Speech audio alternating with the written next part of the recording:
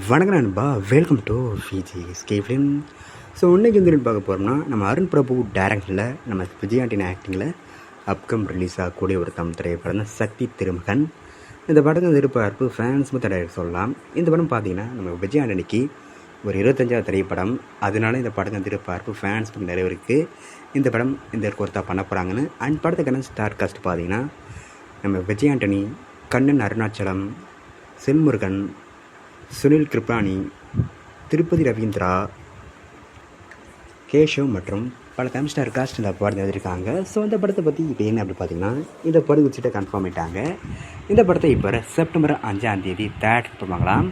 So வெயிட்னு பார்ப்போம் இந்த சக்தி திருமண் படம் எந்த ஒரு பண்ண போகிறாங்கன்னு.